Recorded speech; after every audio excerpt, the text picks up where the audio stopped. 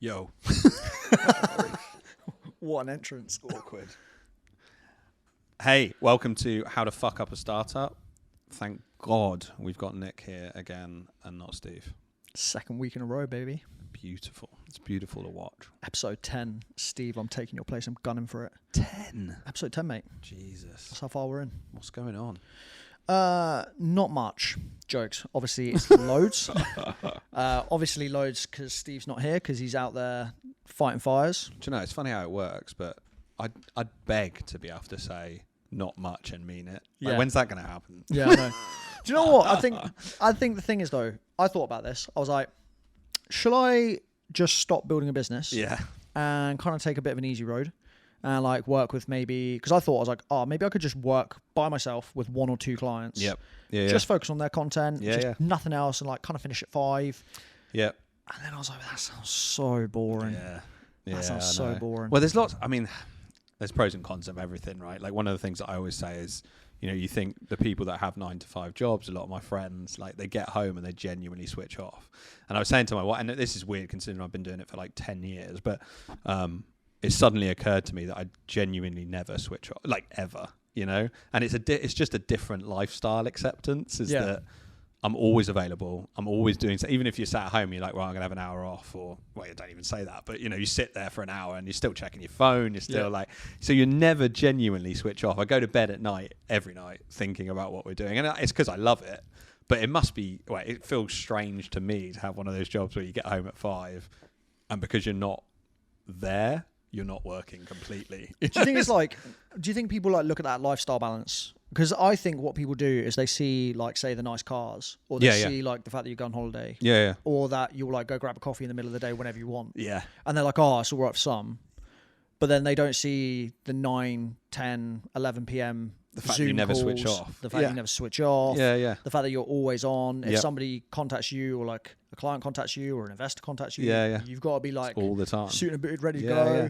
And it doesn't. And I think, you know, what we're not saying by saying that is that, you know, I'm working till 1 a.m. I don't mean that, but you just don't ever truly switch off. So actually, this goes in tangent with, or you've beautifully segued into something that I wanted to actually talk about, which is completely natural because I haven't even told you what we're going to talk about. So what I think is interesting is the people who talk about when you run your own business or start your own business, that you need to get up super early and you need to work super late and you got to put all the hours in the world. You've just done this to trigger me. Absolutely.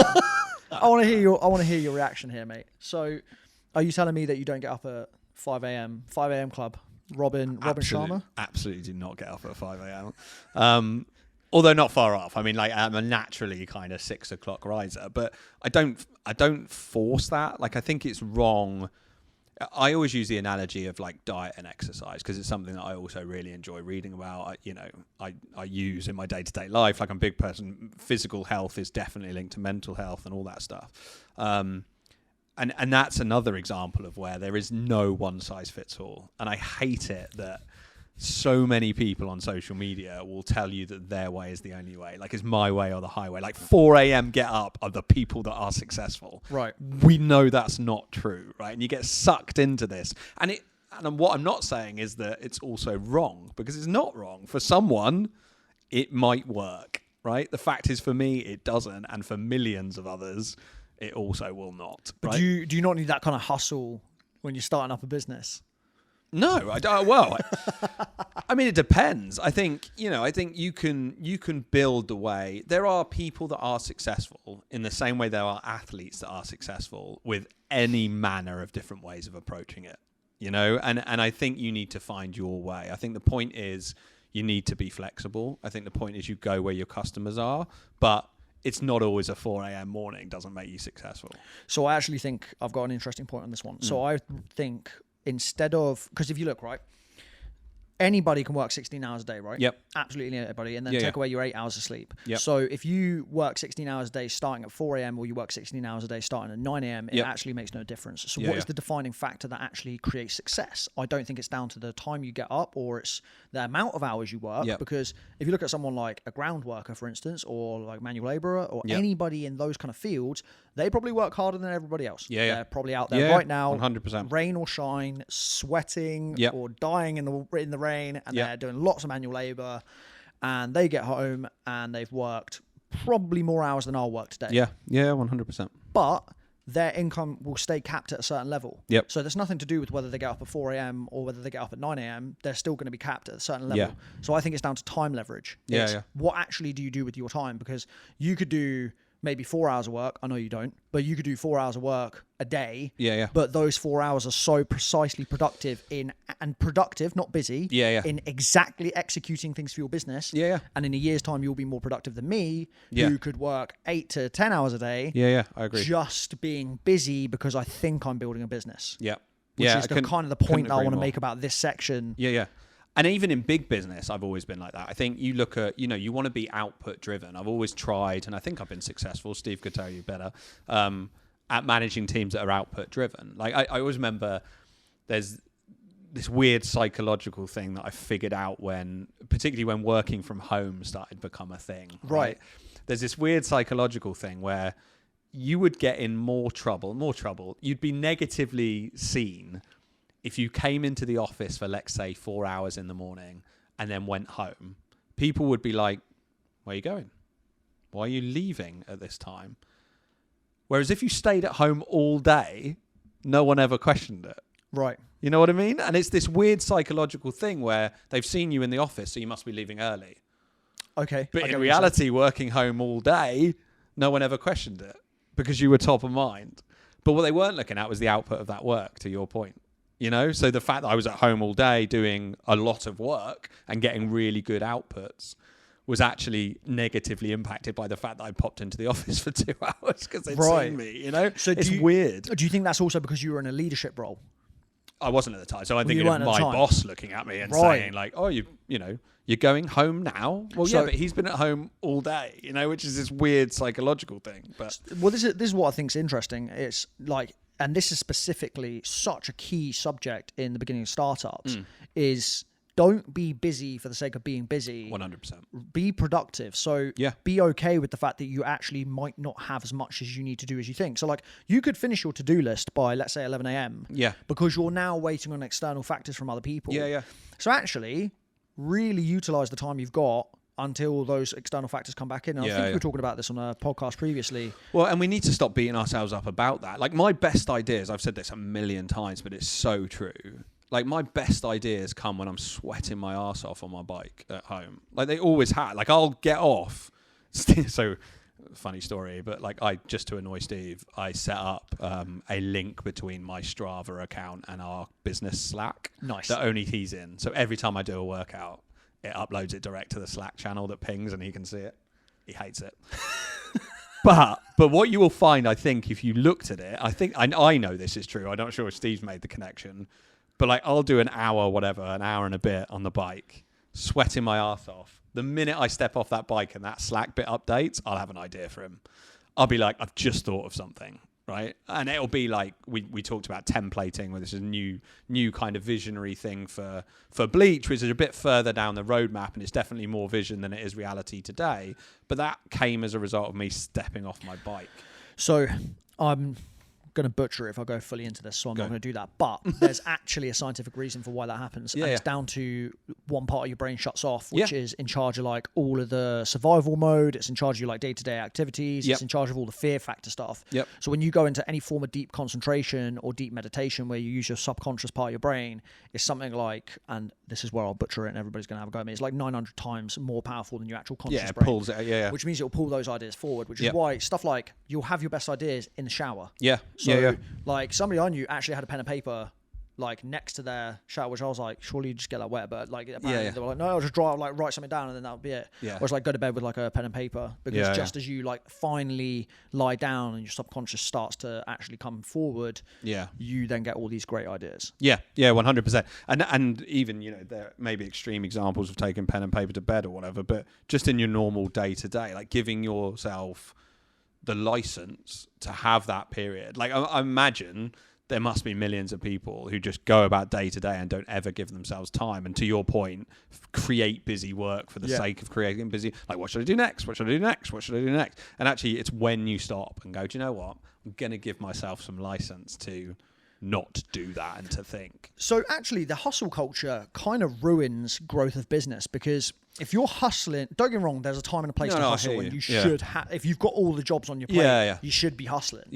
But like, you shouldn't be fucking off with your mates if you've got like a list of 10 things to do and clients going, hey, when am I going to get this back? But like, for instance, what we both talked about there is actually giving yourself space to reflect, think, and get into that creative mode where you actually can then come up with the best ideas. So like, particularly as the leader, because there you go. Because like, you've got to be responsible for the vision. Like if no one comes up with, I found this in my last business, and I'll be the first to say, I got caught up in day to day, whether that was, you know, fundraising, doing finances, whatever it might be, because you have to do that stuff. You know, it's got to be done, but you lose that aspect of, in the early stage idea part of the business, where you're like, oh, this is what we could create, and this is really exciting, because you haven't got the day-to-day.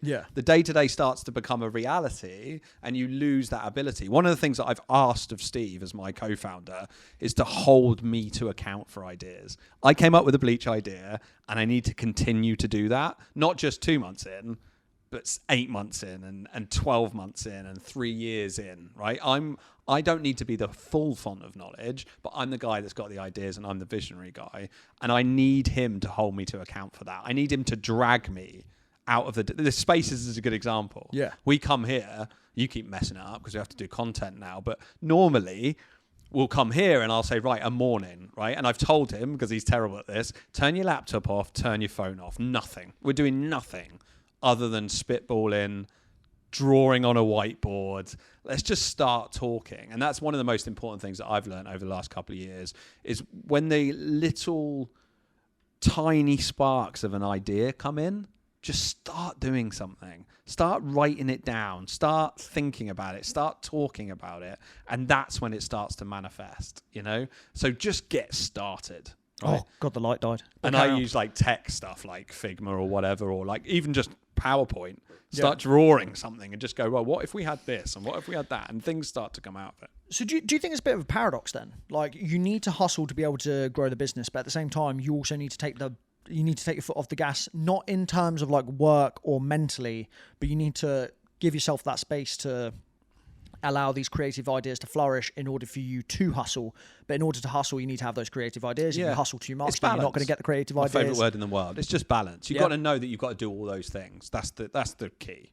I think it's interesting as well what you just said about the fact that you bounced off of Steve for ideas and just have a talking scenario. I remember when I started 6 Point, it was with a guy called Connor, and essentially I would be the you in that scenario, so the ideas and the vision and stuff like this, and Connor would be more of the execution guy when it comes to stuff like video and like other things like that. So I'd always kind of lean on Connor to be like, we need to think of this and so on and so forth, and I would go off on a tangent where all I was actually doing was brain dumping, and Connor would then be kind of picking out little bits to get me to spark that fuel to actually thought process. And it's really interesting. I've never thought about that until kind of right now. That was probably one of the key indicators to growing. So if you are in a startup or you're in a business where you're in a phase doing it by yourself, I think, would you suggest going and finding someone, even if they're not like a co-founder? A mentor, like whatever you want to call it. Someone who's got the opposite to what you've got. We said this a million times when you're hiring people looking for a co-founder. Like, you have someone who's detail orientated, or if you're the opposite, you have someone who's visionary, you know, whichever way round you do it. The key to both of those things is that both people understand their roles. It's dangerous when people don't understand which part of that yin and yang they are. Right. I think that's where you cause problems. Or you've got two of the same. Start button heads. Okay.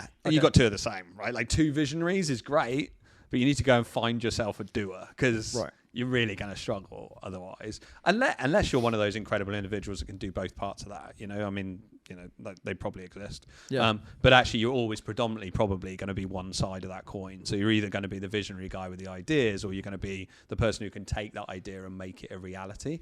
And understanding which side of that you are is really important. So moving back to the hustle, well, I mean, we haven't really gone away from it, but the hustle culture kind of ideology here. So like, are you somebody that, if you're not a fan of, say, the super early start specifically for you, and I know what you're saying, like it's a very personal thing. Yeah. But like, would you say then that, my God, my brain. Would you say that you have to create some form of routine? Like, do you to yourself say, I need to get X amount of work done today and it needs to be this many hours and I do it? Because like, I'm quite regimented at the moment, depending on whether I'm seeing clients or not. But are you somebody who kind of like routines your day out, or? I'm not a fan of labels. Like, I think I naturally fall into I'm a massive fan of going on feel in everything that I do. Is that army background? Or do you think that I don't know, no, because that's the opposite, probably. Right. Like, incredibly regimented, right? I think I'm just a massive fan of, so we talked about it this morning, right? Like, I will always naturally get up at 6 o'clock-ish. Like, that's just what I've done forever. And my body naturally gets myself up at 6. I don't go to the gym at 6 o'clock in the morning. And I know I couldn't, and I would not perform at my best. I just know that. Like, I'm awake at 6. I'm incredibly productive at 6. But physically, my body's just not going to perform in a way that I want it to perform at 6 o'clock in the morning. So I just don't go to the gym, and forcing myself to do that is going to be detrimental, right? So what I do is work. Like, I'll get my laptop out at 6 o'clock in the morning before the kids have got up, before the dog's up with me. Dogs are crazy. Dog's definitely up. Yep. But before the wife and kids are up, before I get them up for school, I'll get the laptop out and I'll start answering emails. That happens to be because a lot of our work is in America and they've all emailed me overnight. So like, I'll get up to a ton of emails, but I'll do some work for an hour, a couple of hours. Then I'll get the kids and that up and we'll take them to school and then I'll get back to it. And then I will work out. My ideal workout time doesn't always work. It's like just after lunch, like 12, 1 o'clock, something like that. Yeah, nice. That's the ideal time for me. Also, just seems to happen with the routine, because then the US is getting up and meetings probably start post 2 or 3 o'clock. So it works out perfectly. But I've got myself into that natural rhythm. Now, do I get upset and annoyed if between 1 and 2 I can't work out? No. I'm not written it down somewhere that I have to go between 1 and 2. If it gets pushed to 3 and 4 and that happens to be where my gap is, fine. So I'm a much bigger fan of like general rules. Like, I know at some point in the afternoon I'd like to work out. Right? So are you kind of applying a bit of like an 80-20 principle? Yeah. Like, if 80% of the time you're still doing it, like... That's a good way of looking at it. Absolutely. And I think that's how you live. And I also think that's really helpful for like mental health and anxiety and all that kind of good stuff, because there is a real danger of creating a routine that means that you're forcing yourself into something that isn't a natural rhythm. And you get stuck in it. And if you don't hit it, then you're like, oh my God, I'm having a bad day. And I get annoyed. And then I get annoyed with my wife and kids, because between 12 and 1, they've got something going on and I can't go on my bike. I like unnaturally get myself upset about that. And actually, what's the reason for me to need to do it in that hour? Yeah. Yes, I've got to do it at some point this afternoon. So if there's something going on then, or I've got a meeting or whatever, I can still fall into that 80-20 rule, and I can still live with myself and my own anxiety that I'm getting the stuff done that I want to get done. Are you working out every single day? Or like, would you plan to? Last 6 months. 6 weeks, 6 months. I was going to say 6 months. I was going to say 3 weeks maybe. I've been bad for 3 months. Yeah. Correlation with the start. I'm doing something every day. Yeah. I think back to that routine again, pretty loose in the sense that, I have different amounts of time every day. Like, I don't do it at the same time every day, but I'm doing something, and I find that it really frees my mind. Like, this is an obvious thing to say because everyone knows this, but physical activity makes such a difference mentally to everything that you do. I come back with more ideas. I come back refreshed. Sounds counterintuitive, but I've got more energy after I've done an hour and a half on the bike. And without that, I struggle, and you start to get yourself into a rut, I think. Do you believe in days off? Yeah. Like, having to have days off? Again, I would say 80-20 rule. Like, I don't believe in the every Friday is off. Because again, I think you're forcing yourself into a pattern that isn't necessarily natural. I take days off when something is going on, when I want to spend time with my family, when I think I need it. Like, all of those things are true, right? So if like, I was talking to you earlier about doing too many things, but like if there's a football match that I want to take my son to, I'll take that day off so that I've got the time to concentrate. Having said that, still got my phone, still do little bits. But yeah, I think it's that 80-20 rule. It's like, do I agree with days off? Absolutely, 100%. Am I going to say every single Thursday of every single week is off? No, because it's not going to work with me. It's not going to work with the business. And I will go with the 80-20 rule every time. Would you say that, like, so interesting, if we've got this whole kind of how you should structure your day within, let's say, a startup within that first year, it'd be like, so don't overthink what you're going to be doing on your day-to-day. It would be give yourself enough time to creatively think to actually grow the business. It would be include some form of working out. It doesn't matter when it's being done, but as long as you do get something done. So one thing that I do is I'll try and go to the gym 4 times a week to weightlift. Weightlifting would be my like bike riding for you. Like lifting at a ridiculously heavy weight and push my body to the point where I literally want to die. For some reason makes me feel great. Like, no, it really does. I get it. It's good stuff. And apart from the physical benefits of it actually fully builds muscle, blah blah blah, it, you know, just it gets rid of all that like relief and stress and so on and so forth. But then the days that I'm not weight training, I'll make sure I'm walking. So like walking is like a huge thing that I'll do for mine as well. So always moving, I'd say movement of some kind. And I believe this, and this is one thing that people will be like, oh, I'll make sure it's movement of any kind. I personally think it has to be movement that stresses your body in some form or way or another. And what I mean by stresses is I don't mean you sit there in like some stressed state. I mean, when you get on your bike, by the end of it, you're going to be super sweaty. You would have pushed your heart rate to a level that's not its resting heart rate. You would have pushed your body. That's what I mean by stressing the body. So, and there's that Netflix documentary that I'll butcher now. We'll stick it in the subtitles or something because I can't remember what it's called. But it's about psychology, right? And it's I've really butchered it. I can't remember what his name is. The famous actor that sits down with his therapist and they talk about his theories. Oh, Jonah Hill. Stutz. Correct. Stutz. Like, that is incredible, that documentary. Like, just incredible. And one of the things that really stuck with me, and I think this is just a general philosophy for everything, right? If you're stressed, if you've got in a place where your mind is, like it happens to me all the time, just too much going on and I can't think and I can't clear it, anything, no matter what it is, default in this pyramid of hierarchical needs is do something physical at the bottom. Every single time, right? And if I'm ever in a position where I can't think of the answer to something, or my head's cloudy, or I'm getting stressed, it can never be wrong to default to your point. Even if it's going for, I don't mean you have to ride an hour and a half like I do, or lift massive weights, walk, like do something physical. And I guarantee every single time it will get you out of that. Mate, I had it last week. So like last week I was having a bit of a bad day in the sense that, like, you're right, I'd say like cloudy thoughts, like you're not really having a good day.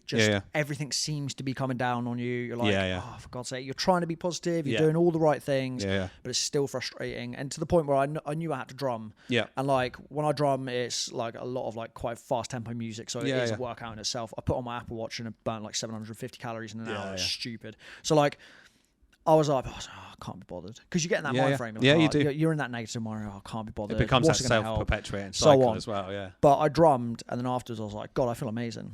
And I was like, oh, actually, none of that stuff's actually that bad. And suddenly it goes away. Always default to it. So that's always default to the physical. No matter whether you think in that moment it's going to be good or not, it will be good. You always feel different before your workout. You always feel the same after. You always feel good after. That can't possibly make a difference is always the thought that comes in. But that's it. 100% of the time, it makes a difference 100% of the time. So I'd say like kind of going with the flow within that first year is vital. So like they're the kind of points we're kind of rounding off for this hustle. I think that's kind of where this podcast is going. I think the labels are derogatory to the way you should think. Like I think hustle, all right, like stigma, like cool social media word or whatever you want to call it. But actually it perpetuates this just go mentality, right? And it's not all about that. You've had the ideas. It's often good to think about the context within which you had the initial idea in the first place. So for example, with Bleach, I was coming out of one startup, right? I saw all the problems. I saw all the problems that we'd faced. And it was in a period of downtime where I wasn't go, that I had that initial incarnation of the idea.